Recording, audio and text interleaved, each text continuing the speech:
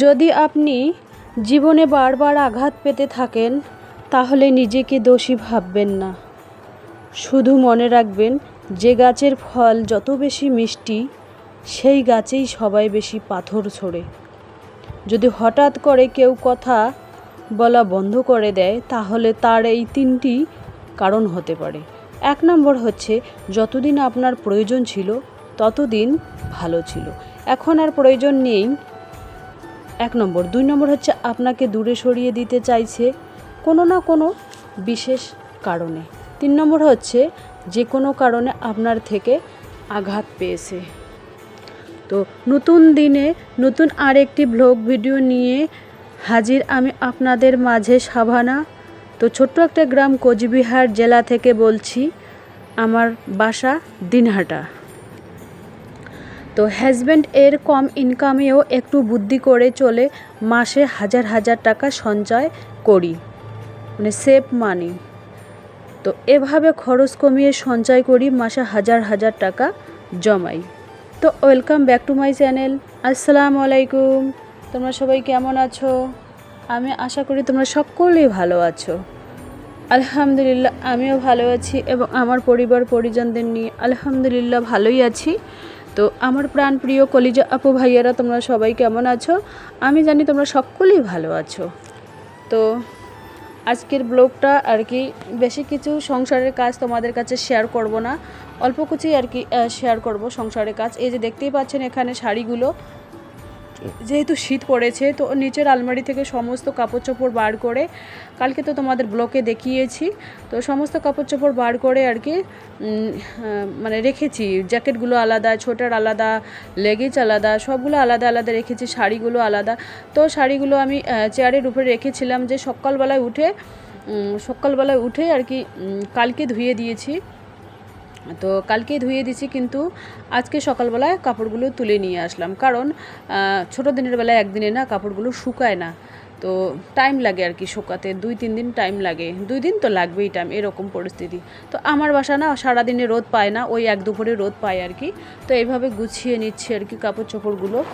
তো একটা কথা তোমাদের আমি বলছি, হাজব্যান্ডের কম ইনকামেও একটু বুদ্ধি করে চলে মাসে হাজার হাজার টাকা কিভাবে আমি সঞ্চয় করি সেই ব্লগটাই আজকে তোমাদের কাছে আমি শেয়ার করব।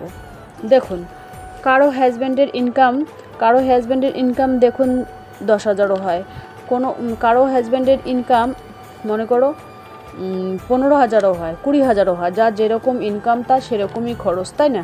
তো সংসার খরচ কিভাবে কমাবে, মানে কিভাবে নিজেকে আর কি মেনটেন করবে, নিজের দেমাকে কিভাবে মেনটেন করবে, যে এইভাবে মানে সংসার খরচ কমালে সংসারটা যাতে ভালোভাবে চলে। তো দেখা যাচ্ছে বাসায় একটা জিনিস মানে 2-3টে জিনিস আছে, কোনোটা জিনিস আলু, পেঁয়াজ, শুকনো মশলা যেমন 5 দিন চলবে কি 2 দিন চলবে কি 7 দিন চলবে, এরকম একটা পরিস্থিতি। তখন মানে সবগুলো যখন শেষ হয়ে যাবে তখনই জিনিস কিনবেন, আর এর আগে কিনলে না বাকি আগেরগুলো যে থাকবে, যদি কিনে নিয়ে আসো আজকে তো বাকিগুলো নষ্ট হয়ে যাবে। তো অপচয় করবো কেন? অপচয় করার কোনো কারণই নেই এখানে, তাই না? মানে যখনই ফার্স্ট আমরা তো আর চাকরি করি না, যারা চাকরি করে তারা তো মাসের প্রথমেই খাতা কলম নিয়ে লিস্টে বসে যায়, কিন্তু এটাই নিয়ম। আমরা তো মনে করো ছোটো মোটো মধ্যবিত্ত পরিবারের গরিব ফ্যামিলি থেকে আর কি বিলং করি, তো আমাদের তো চাকরি নেই, তো ব্যবসা ট্যাবসা যাই হোক যে কোনোই হোক টুকিটাকি চলে। তো আমার কিন্তু মানে 7,000 টাকা করে হাজব্যান্ড আমাকে মাসের হাতে তুলে দেয়। তো 7,000 টাকার মধ্যে কিন্তু বর্তমান যে দ্রব্যমূল্যের দাম, 7,000 টাকায় কিন্তু এখানে জমানো কোনো ক্যাপাসিটিতেই সম্ভব না।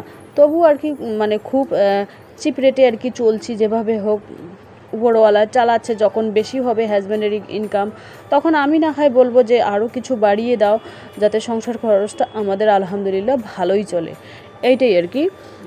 তো হাজব্যান্ডকে মনে করো তোমাদের আমি বলছি, হাতে টাকা থাকলেই যে খরচ হয়, হাতের টাকা যে কারোই হাতের টাকা থাক না কোনো খরচ হয়ে যায়, সেগুলো খরচ হয়ে যায় আমাদের, কিন্তু সেই খরচগুলো কিন্তু অকেজও হতে পারে। যেমন একটা বিছানার চাদর আছে, আর একটা চাদর দোকানে গিয়ে পছন্দ হলো ওটা নিয়ে নিলাম, কিন্তু হুটহাট করে এটা ওটা শখের জিনিস কিনলেই হবে না, তাই না? তো আপনার ব্রেনকে বোঝাতে হবে মানে বাড়তি খরচের জন্য আপনার 1 নম্বরে ব্রেনকে বোঝাতে হবে। হাজব্যান্ডকে বোঝান, ওয়াইফকে বোঝান, মানে হাজব্যান্ড স্ত্রী দুজনকেই বুঝতে হবে আর কি, মনে মনে মানে দুজনকে আর কি বুঝতে হবে। টাকা নষ্ট করছেন এভাবে, মানে শখের জিনিসগুলো বেশিরভাগ মানে যেটা না কিনলেই চলবেই না সংসারে সেটাই কিনুন। আর যেটা আছে, মনে করো একটা শাড়ি আছে আর একটা কিনলাম, একটা কুর্তি আছে, আমারই ক্ষেত্রে তো বলি, তোমাদের ক্ষেত্রে আমি বলি না, আমি কিন্তু আমারই ক্ষেত্রে বলছি কথাগুলো। আমি কোথাও গেলাম, বাজারে গেলাম বা কোথাও গেলাম, ওখানে একটা কুর্তি পছন্দ হলো বা লেগিস পছন্দ হলো বা একটা রন্না পছন্দ হলো, আমার কিন্তু আছে বাসায় অনেক আছে, কিন্তু শখের জিনিস, মানুষের শখ তো থাকেই, ফুরায় না। যতদিন মানুষ বেঁচে থাকবে দুনিয়াতে ততদিন তো মানুষের শখ থাকবে, তাই না? আর একটা কথা তোমাদের বলছি আমি, মানে মাথা থেকে আজে বাজে খরচ বা যে কোনো এক্সট্রা খরচ মাথা থেকে বের করতে হবে 1 নম্বরে। কিংবা হাজব্যান্ডকে সাথে নিয়ে, মানে মনে করো হাজব্যান্ডকে বাজার নিয়ে গেলে ওখানে কিছু শখের জিনিস কেনাকাটার আছে, তো হাজব্যান্ডকে বলবেন যে আমাকে একটা প্লাস্টিকের ব্যাগ নিয়ে দাও, প্লাস্টিকের হোক আর মাটির হোক একটা কিনে দাও। তো প্লাস্টিকের ব্যাগ হোক, মাটির ব্যাগ হোক, ওখানে একটা কিনে দিল। তো দেখুন তোমার হাজব্যান্ড আমার ক্ষেত্রেই বলছে, আমাকে 7,000 টাকা দেয়, হ্যাঁ, ইনকামের মানে বুদ্ধি করতে হবে আমাকে। বুদ্ধি কি, মানে ওই 7,000 টাকার থেকে না একবেলা মনে করো মাছ খেলাম, একবেলা রান্না করলে দুবেলা হয়ে যায়, আর একবেলা ভর্তা ভাত খেলাম, ডাল ভাত খেলাম একবেলা। তো আর একবেলা না মনে করো আমার মা দিয়ে গেল, তিল দিয়ে গেল বা শাক দিয়ে গেল বা অমুক দিয়ে গেল, তো ওখান থেকে 40-50 টাকাও সেভ থাকলো। এভাবে যদি সপ্তাহে 4 দিন আমার মা কিছু না কিছু সবজি দেয়, তো 200 টাকা ওখান থেকেও সেভ হয়ে গেল।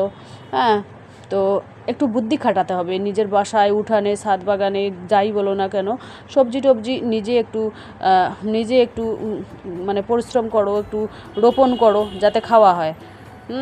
তো সেই জন্য আর কি এইভাবে আর কি আমি সঞ্চয় করি কিন্তু হাজার টাকা প্রত্যেক মাসে। আর আমাকে যদি আমার হাজব্যান্ড না যদি 15,000 দেয়, তবু আমি ওখান থেকে 2,000 হোক 3,000 হোক জমিয়ে দেবো। আর যদি 12,000ও দেয়, কমের পক্ষেও ভালো মন্দ খেয়েও 1,500 থেকে 2,000 আমি জমিয়ে আমার হাজব্যান্ডের হাতে দেবো, এরকম বুদ্ধি আমার আছে আর কি। তো এই যে দেখুন কাপড় চোপড়গুলো ওখানে শুকাতে দিয়েছি।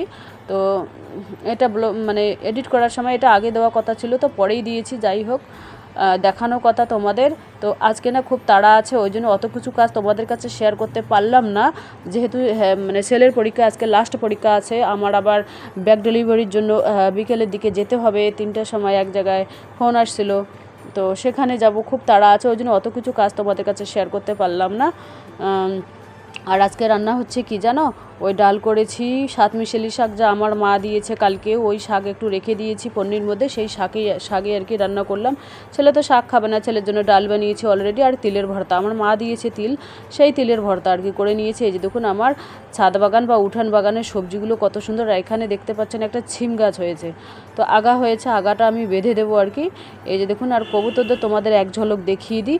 এখন কবুতরটার মেজাজ ছিল এখন কমে গেছে, তো এই যে দেখুন, আর মুরগিদের তোমাদের এক ঝলক দেখিয়ে দিই। আর একটা ঘটনা হয়ে গেছে আমাদের বাসায় জানো, কালকে না সব মুরগি ঢুকিয়েছে, একটা মুরগি ঢোকার খেয়ালে ছিল না, ওই মুরগিটা রাতে বাইরেই ছিল, তো শেয়াল না কি খেয়েছে, কলজা টলজা সব বার করে খেয়েছে, আমার খুব মন খারাপ, তারপর ওইটাকে ফালাই দিয়েছি। তো আর বেশি কিছু বলবো না, আজকের ব্লগ এ পর্যন্তই। ততক্ষণ তোমরা সবাই সুস্থ থাকো, সাবধানে থাকো, টাটা, আল্লাহ হাফেজ। সেই জন্যই আজকে আমার আর কি মনটা খুব খারাপ।